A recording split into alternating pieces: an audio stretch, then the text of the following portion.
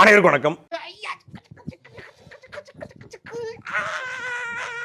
இந்த 40 நாள்ல என்ன நடந்துச்சு அப்படிங்கிறத நாக்கு மேல பல்ல போட்டு எதிர்க்கட்சி கேட்டிருக்காங்க. அப்போ சும்மா இருப்பாரா தமிழ்நாடு முதலமைச்சர்?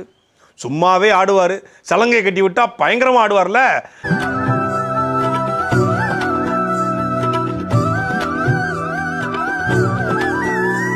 இருந்தாலும் சட்டசபை அவர் பேருந்துல பேசுற மாதிரி, தேர்தல் பரப்புரையில பேசுற மாதிரி அவர் பேச மாட்டாரு. ஏன்னா சட்டசபைக்கு ஒரு மாண்பு இருக்கு. பேரறிஞர் பெருந்தகை அண்ணாதுரை, கர்ம வீரர் காமராஜர் இவங்கெல்லாம் இருந்த அமைச்சரவை இல்லையா, சட்டசபை இல்லையா, அதனால ஒரு மாண்போடு நடந்து கொள்வாரு அப்படின்னு சொல்லி எதிர்பார்க்கப்பட்டுச்சு. அப்ப சட்டசபைக்குன்னா அவருக்கு ஒரு பிரத்யேகமான பேச்சை தயாரிப்பு. துண்டு சீட்டு தான், A4 சீட்டு தான்,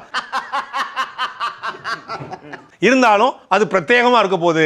பதிலுரை ஒன்னொன்னும் பளிச்சு பளிச்சு பளிச்சு பளிச்சுன்னு அடிக்க போறாரு அப்படின்னு பார்த்தா அரை மணி நேரம் பேச்சு. ஒன்னே ஒன்று தான் மிஸ்ஸிங்கு. ஒரு இன்ட்ரோடக்ஷன் சாங்கும் ஒரு குத்துப்பாட்டும் இருந்திருந்தா உண்மையிலே ஒரு கமர்ஷியல் படம் பார்த்த மாதிரி, குஷி பார்த்த மாதிரி, பிகில் பார்த்த மாதிரி, பீஸ்ட் பார்த்த மாதிரி, நம்ம கத்தி பார்த்த மாதிரி கூட இருந்திருக்கும். ஒரு மியூசிக்கை போட்டு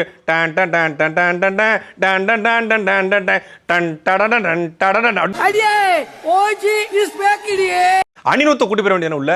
இந்த பக்கம் பார்த்தீங்கன்னா சன் சிவா மாஸ்டருடைய கோரியோகிராஃபி, டான்ஸ் மாஸ்டர் பிரபுதீபா மாஸ்டரோட கூட்டலாம். இவங்கெல்லாம் இருந்தால் முதலமைச்சருக்கு இன்னும் கொஞ்சம் வைப்பு உருவாகும். ஏன்னா அது மட்டும்தான் இல்லை, டான்ஸ் நடக்கலை, ஃபைட்டு நடக்கலை, பிஜிஎம் இல்லை. அப்படியே ஒரு படம் பார்த்தா எப்படி இருக்குமோ அப்படி பண்ணியிருக்காப்ல. இதெல்லாம் ரொம்ப தப்பு சார். இவங்க பண்றதெல்லாம் என்ன சார், அக்கிரமமா இருக்கு சார். இது சட்டசபையா, சினிமா தியேட்டரா, இது சட்டசபையா, இது ஷூட்டிங் ஸ்பாட்டா அப்படிங்கிற கேள்வி இன்னைக்கு ஒவ்வொருத்தருடைய மனதில் இருக்கு. No problem. No. I am not crying. So I saw all the